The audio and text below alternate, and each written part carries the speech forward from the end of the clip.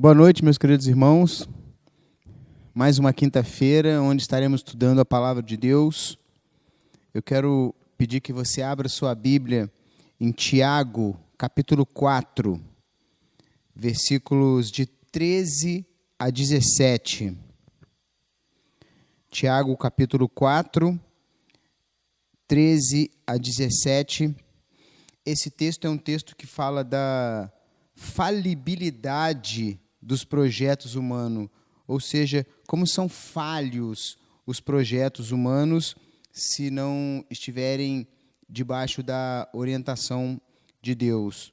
Tiago, capítulo 4, versículos de 13 até o 17, diz assim a palavra de Deus: Atendei agora, vós que dizeis, hoje ou amanhã iremos para a cidade tal, e lá passaremos um ano e negociaremos e teremos lucros. Vós não sabeis o que sucederá amanhã. Que é a vossa vida? Sois apenas como neblina que aparece por um instante e logo se dissipa. Em vez disso, devias dizer: se o Senhor quiser, não só viveremos, como também faremos isto ou aquilo. Agora, entretanto, vos jactais das vossas arrogantes pretensões. Toda jactância semelhante a essa é maligna. Portanto, aquele que sabe que deve fazer o bem e não o faz, nisto está pecando. Vamos orar para nós iniciarmos o estudo em cima desse texto da palavra de Deus. Senhor nosso Deus, graças te damos por mais uma vez estarmos reunidos, mesmo que à distância, para estudarmos a tua palavra. Muito obrigado pelo privilégio que o Senhor nos está dando de podermos ler a tua palavra, estudarmos a tua palavra, aprendermos dela. Abençoe as nossas vidas, abençoe aqueles que nos assistem, que o Senhor também derrame suas bênçãos sobre a vida de cada um deles, em nome de Jesus, amém. Gravem essa frase: todas as realizações humanas nada são se construídas como humanas afirmações ou humana afirmação. Nós vamos, durante esse texto todo, essa frase vai sempre sobressair. Todas as realizações humanas nada são se construídas como humana afirmação.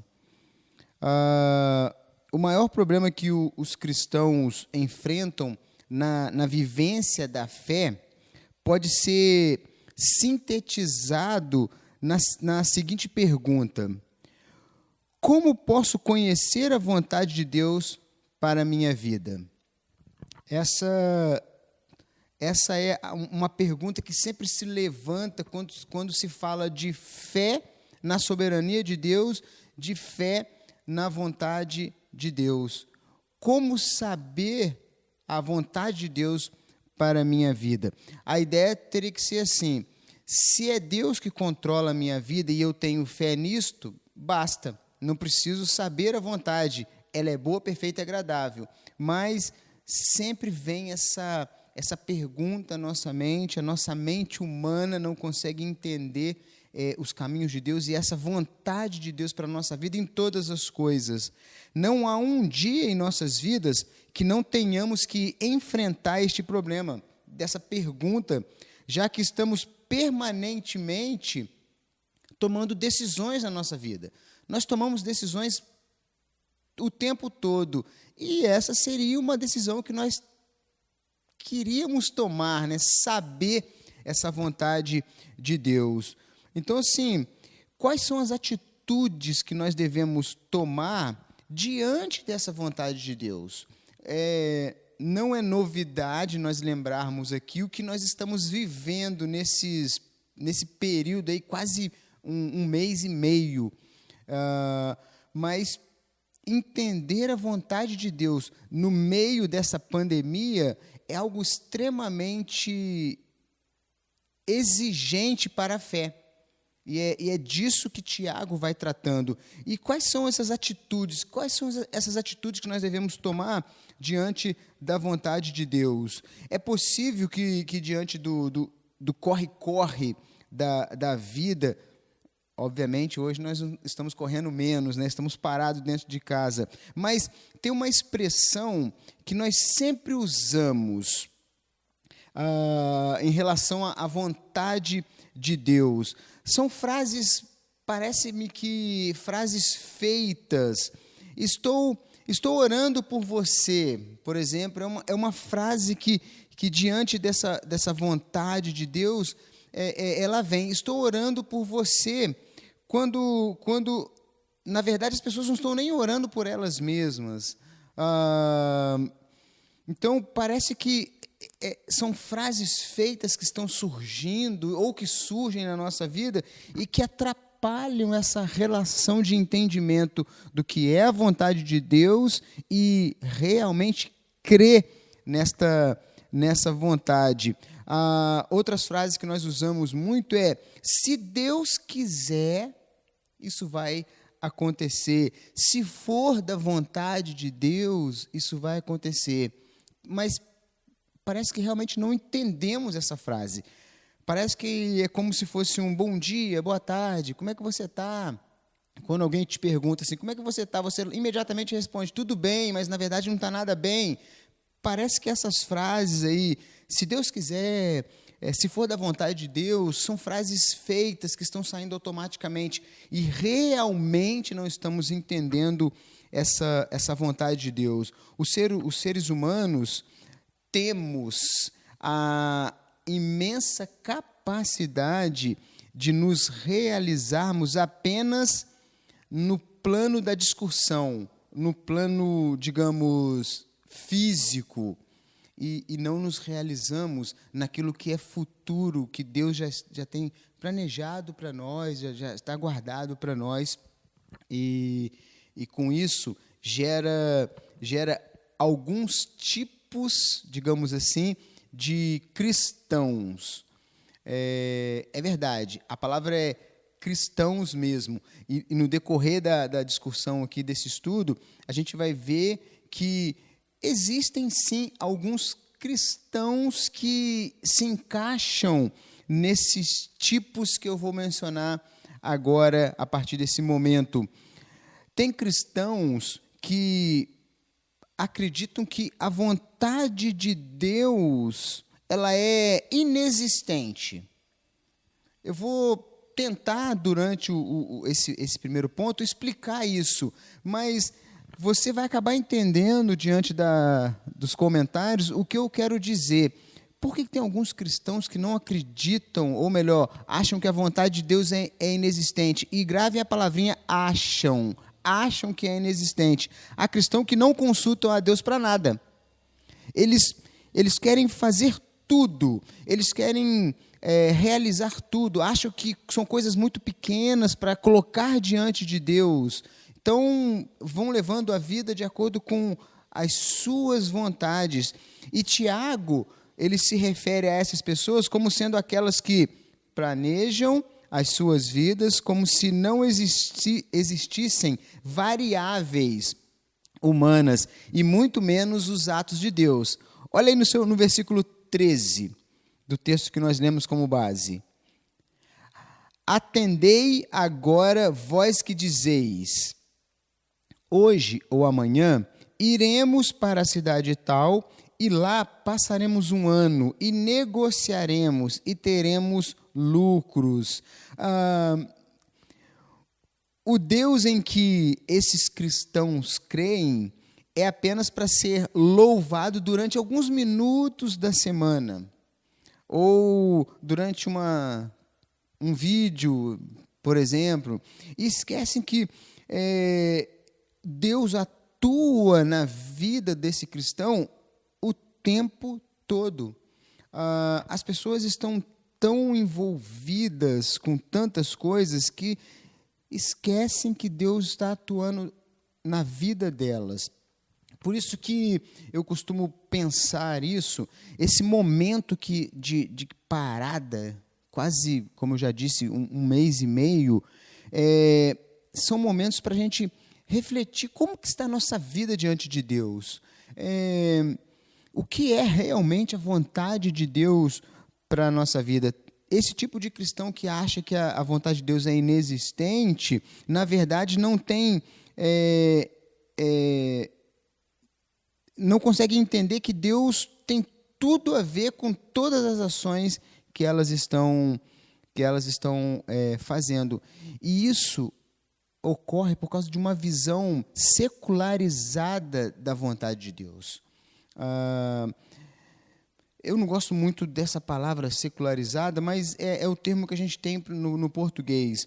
Mas é a ideia de que a sociedade impõe algumas regras sobre as pessoas e essas pessoas acabam se deixando levar por essas regras a ponto de colocar Deus, se é que elas podem fazer isso, colocar Deus de lado.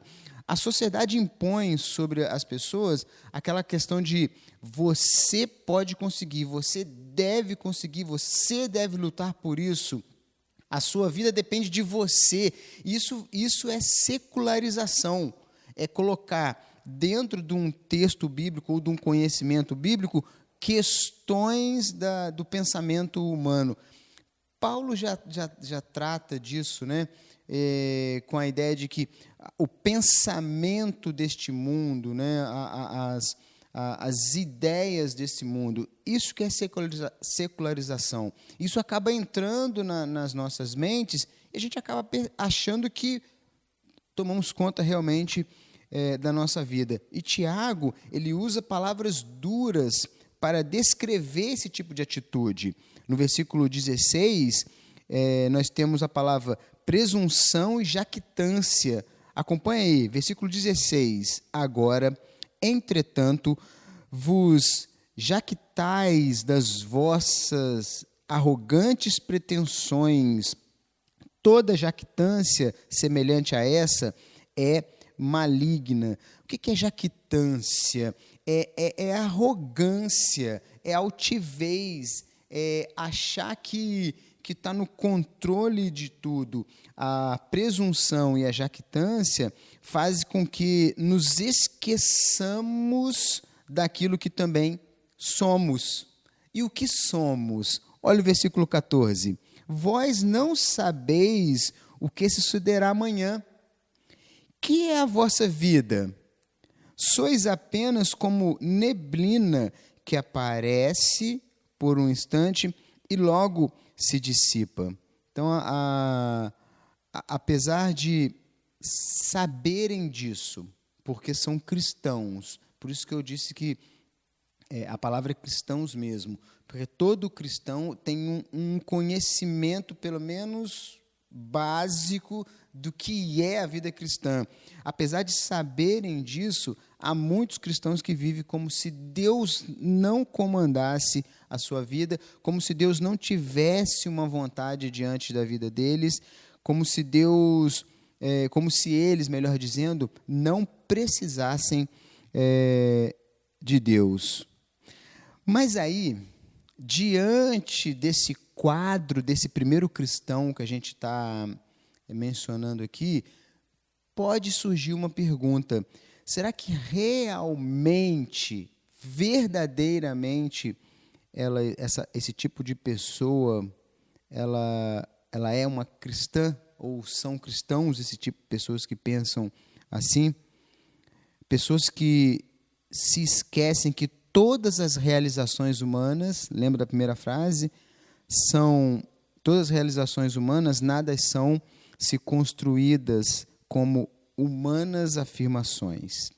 Então esse é o primeiro tipo de cristão, né? E nós vamos usar essa terminologia, esse primeiro tipo de cristão que a gente vê, aqueles que acham que Deus não tem vontade nenhuma.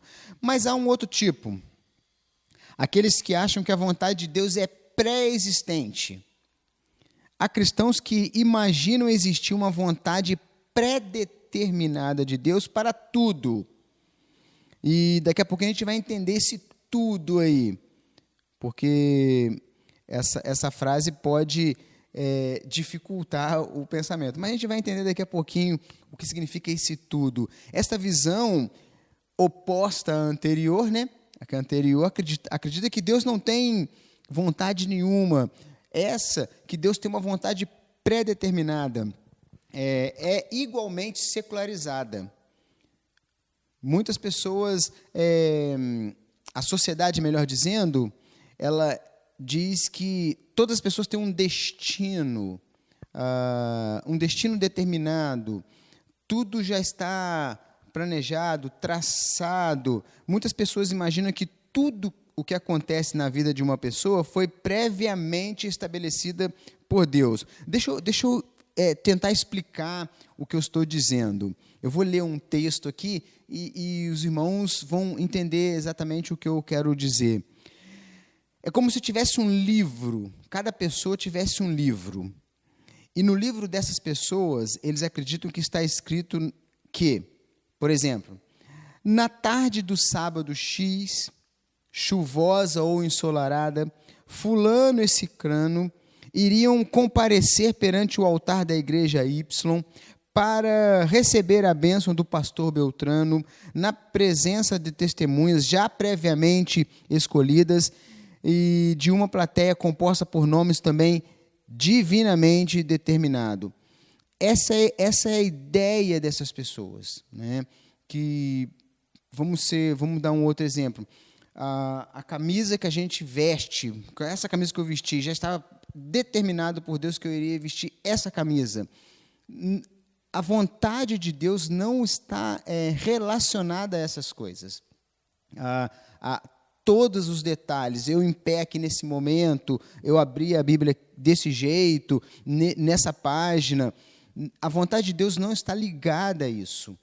Porque o que acontece com esse tipo de cristão? Causa ansiedade.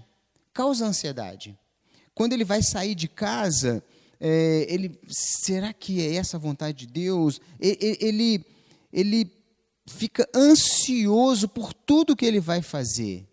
E a Bíblia orienta que não andeis ansiosos por coisa alguma. A vontade de Deus está muito relacionada com as questões morais da nossa vida. A forma que nós tratamos a moralidade. É disso que a vontade de Deus, nisso que a vontade de Deus está ligada.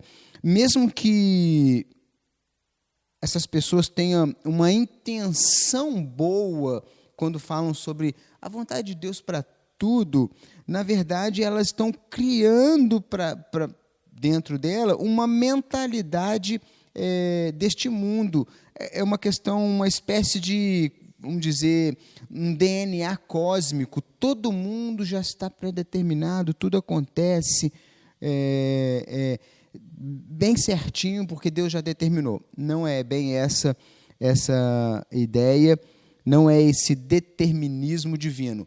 Que fique claro, Deus comanda todas as coisas, Ele é o dono de tudo, mas não é disso que a vontade de Deus se relaciona. Por isso que, quando está tão envolvido com esse pensamento, né, desse segundo cristão, onde a vontade de Deus já foi pré-determinada, os jovens vivem perguntando: com quem devo me casar? Será que alguém aqui na igreja, será com alguém da igreja ou alguém de fora? Será com alguém que já conheço? Enfim, são perguntas que vão surgindo, vão causando ansiedade, e esse é o segundo cristão que a gente pode destacar aqui nesse texto de Tiago. Um terceiro é aquele que a vontade de Deus é uma fantasia humana. Vou explicar. Há cristãos que querem fazer coincidir a vontade de Deus com os seus próprios desejos.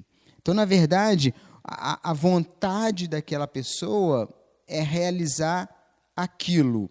Então, ela está tão determinada em fazer aquilo que não pede orientação de Deus, já diz que é orientação de Deus. A pessoa vai tocando a sua vida e tudo o que acontece é por ela tomada a decisão e não expressa realmente a vontade de Deus. Afinal de contas, ela está no controle de todas as coisas. Esse tipo de cristão esquece de uma palavrinha de Jesus, lá em Mateus 10:30. Até mesmo os cabelos da nossa cabeça são todos contados. Parece divergente, né? Esse terceiro cristão com que eu acabei de falar, da questão da tudo já está pré-determinado, mas eu quero dizer para essas coisas que nós vivemos aqui na Terra, tá? Fique bem claro essas questões. Voltando ao segundo cristão, nós temos às vezes, nos pegamos às vezes fazendo a seguinte oração: você está dentro do seu carro, um movimento muito grande, a gente, Senhor, providencia uma vaga para mim. Não são essas questões que estão relacionadas à vontade de Deus, é muito maior a vontade de Deus para a nossa vida. E nesse terceiro cristão aqui, é aquele que acha que ele pode fazer tudo porque Deus está concordando com a sua vontade. E um outro tipo de cristão, a vontade de Deus como um desejo para os homens. Há cristãos que veem a vontade de Deus como algo que Deus deseja fazer com a cooperação deles. Essa é uma boa visão, esse é um bom cristão. Deus, ele deseja algo para as nossas vidas. E Ele vai nos usar para realizar o desejo dEle nas nossas vidas. Esta é uma visão que precisamos ter. A vontade de Deus é algo que Ele deseja fazer e com a nossa cooperação. Ele vai nos usar para realizar o desejo dEle mesmo nas nossas vidas, nos usando. Para isso, a gente precisa entender o sentido da vontade de Deus. Quando conseguimos entender, diante desse texto de Tiago, qual é o sentido da vontade de Deus para a nossa vida, nós caminhamos bem nesta vida, apesar das circunstâncias. Esse é o sentido da vontade de Deus. Ela é a expressão daquilo que Ele mesmo, Deus, deseja executar em nós e por nós. Entender essa questão desse jeito deixa-nos menos ansiosos diante de mistérios futuros que a gente realmente não conhece e a gente nem precisa querer conhecer. A vontade de Deus é uma expressão da sua soberania e com ela a gente precisa se envolver. Veja aí no versículo 17. O que Tiago nos recomenda no versículo 17? Portanto, aquele que sabe o que deve fazer, ou melhor, aquele que sabe que deve fazer o bem e não o faz, nisto está pecando. Por isso que eu disse que a vontade de Deus está muito ligada a questões morais da nossa vida. Todos os atos devem estar submetidos à vontade de Deus. Aliás, mesmo que não o reconheçamos, nossa vontade é limitada pela vontade do Senhor. Nós pomos e Deus dispõe dela. Isso às vezes parece confuso, mas isso nos causa uma paz interior. Quando nós conseguimos entender que o comando de toda a história está nas mãos de Deus. O fato dele comandar a história não significa que ele tenha um plano traçado em detalhes para nós. Ele tem um propósito segundo a sua vontade. Lá em Efésios capítulo 1, versículos 11 e 12, aliás, o texto de Efésios, no capítulo 1, fala sempre qual é o nosso papel principal aqui na terra, sermos para o louvor da sua glória. Então, como que nós testemunhamos e louvamos ao Senhor? Com as nossas boas atitudes, com uma moralidade que agrade a Deus. Em outros termos, a soberania de Deus, de onde deriva a sua vontade, não é uma tirania sobre nós. Ele coloca a sua vontade e o homem decide o que fazer, aceita ou rebela-se. Imagine no Éden. Qual seria a vontade de Deus no Éden? Que o homem pecasse? Obviamente não. Mas ele deixa as pessoas seguirem os seus desejos e elas se rebelam. Aí a gente vai ler Romanos capítulo 1, a gente vê que Deus entrega a humanidade aos seus próprios desejos. Deus não pensou assim no início. Eu vou ler aqui um texto. Eu vou criar a terra e depois, como sei que esta terra ficará sem forma e vazia, vou criar o homem. Depois, como sei que este homem vai ficar sozinho, vou fazer uma mulher para ele. Depois, eu vou mandar o diabo tentar esse casal vai cair e, como castigo, vou expulsá-lo da minha presença. Como eu gosto dessa gente, vou criar uma espécie de leis para trazer a humanidade à comunhão comigo. Como eu sei que não vai funcionar, vou eu mesmo, como filho até a terra e morrer por todos os homens. Se Deus pensasse assim, ele não seria Deus, ele seria um ser humano. Como ele não é um ser humano, ele permite que nós disponhamos aquilo que ele pôs. Ele permite que a gente rejeite isso, ou ele mesmo coloca em nós essa questão de rejeitar a vontade dele. Vocês acham que é Deus que coloca falta de respeito em nós? Obviamente que não. Nós queremos ser respeitados, mas as pessoas não querem respeitar. O desrespeito não é uma vontade de Deus. As pessoas devem viver com dignidade, nunca dormindo nas calçadas ou nos cantos, mas a ambição que muitas pessoas têm exclui outras.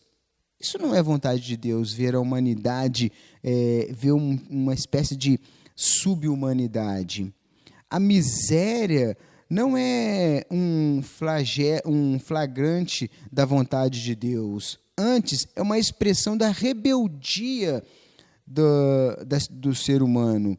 As pessoas devem viver com integridade, nunca nos hospitais ou nas prisões, mas a quebra das leis biológicas ou das leis sociais enche os leitos dos hospitais. As doenças e a privação da liberdade não são uma demonstração da soberania de Deus. Antes, são realidades que trazem tristeza imensa ao seu coração. A realização da vontade de Deus depende de nós e de outras pessoas. A vontade do Pai, portanto, é dinâmica, nunca estática.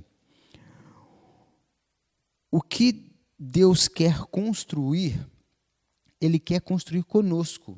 Ele quer nos usar. E a gente precisa entender isso.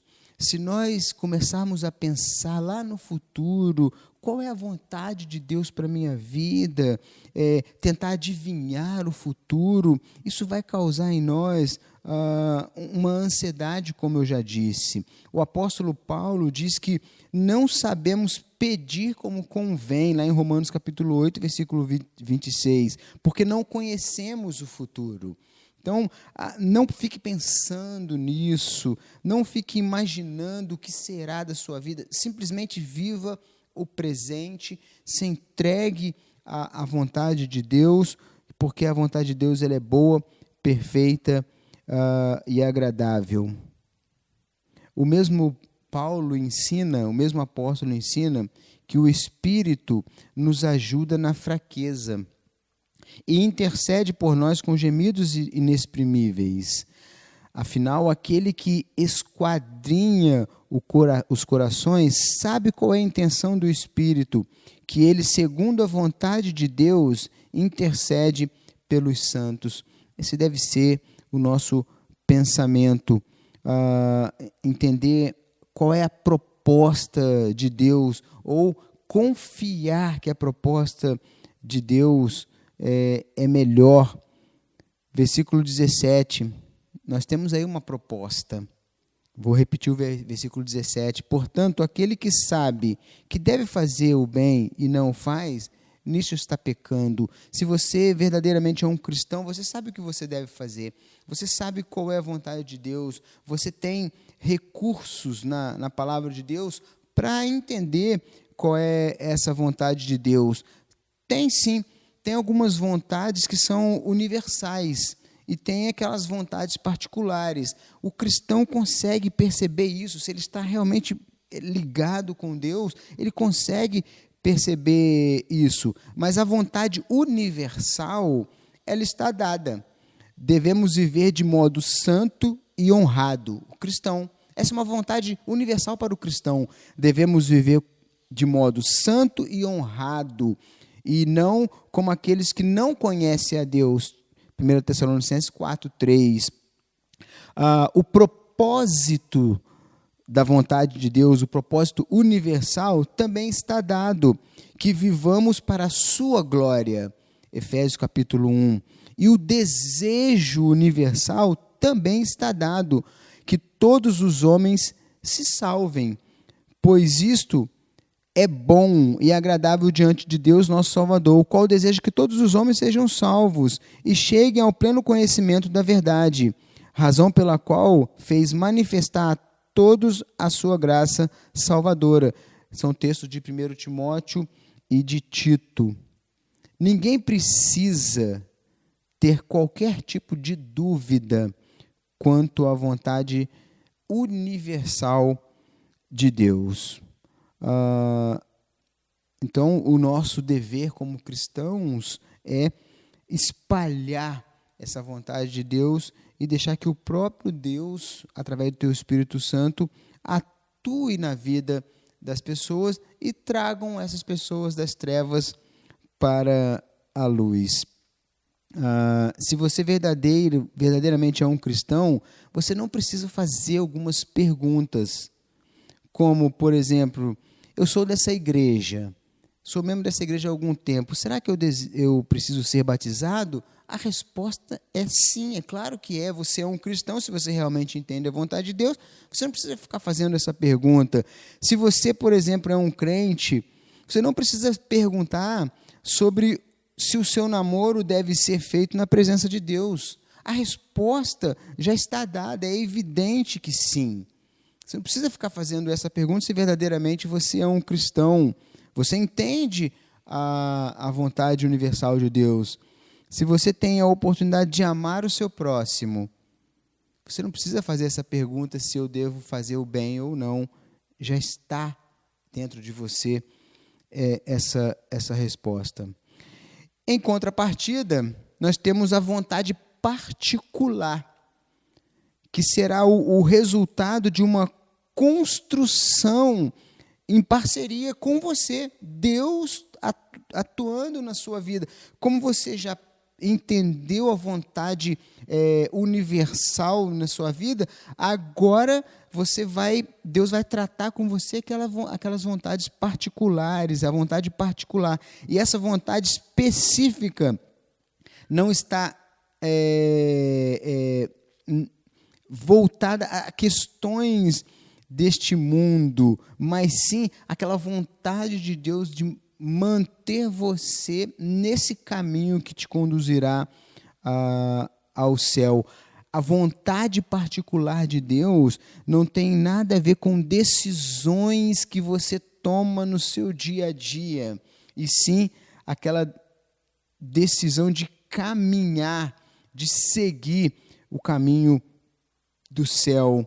nós temos vários exemplos desse na Bíblia, né? De chamado. Abraão, Moisés, Davi, Pedro, Paulo, entre outros, eles entenderam a vontade universal de Deus, e aí Deus deu a eles uma vontade particular, um chamado, um caminho a ser seguido. E esse caminho é o caminho de Jesus Cristo. Esse caminho é o caminho da fé em Cristo, da fé nesse sacrifício de Cristo por nós, entendermos essa questão e caminharmos nesse sentido. Para terminarmos, eu queria destacar aqui com vocês alguns passos para discernirmos essa vontade de Deus. O primeiro passo: disponha-se a entender a natureza da vontade de Deus. O segundo passo: disponha-se a confiar na vontade de Deus. O terceiro passo: disponha-se a gastar tempo em oração e leitura da palavra de Deus. Quarto passo: disponha-se a estudar sistematicamente a Bíblia. Quinto passo: disponha-se a usar competentemente a sua inteligência. Sexto passo: disponha-se a ouvir as experiências das outras pessoas. Sétimo passo: disponha-se a correr os riscos das decisões. E algumas considerações. Nosso compromisso básico é transformar as nossas vontades para podermos experimentar a perfeita vontade de Deus. Romanos capítulo 12, versículo 2, nos ensina isso. Transformai-vos pela renovação da vossa mente, para que experimenteis qual seja a boa, perfeita e agradável vontade de Deus. Que Deus nos abençoe. Vamos orar mais uma vez. Senhor nosso Deus, muito obrigado por esta palavra de Tiago, tão rica, onde nos ensina sobre essa vontade de Deus sobre as nossas vidas. Tão difícil de entender em momentos de dificuldade como temos passado, mas precisamos entender que ela é boa, perfeita e agradável, e precisamos viver essa vida confiando que Deus está cuidando de nós. Abençoe a vida de cada um que nos ouve, que nos assistem, que o Senhor derrame suas bênçãos sobre a vida deles, em nome de Jesus. Amém. Quero te convidar para domingo pela manhã. Eu vou trazer um estudo sobre um livro que saiu este ano, de John Piper, O Coronavírus e Cristo. Eu vou tratar alguns temas ali do livro, muito interessante. Eu quero te convidar para o domingo de manhã na EBD, estar mais uma vez conosco assistindo esse estudo. Deus abençoe sua vida.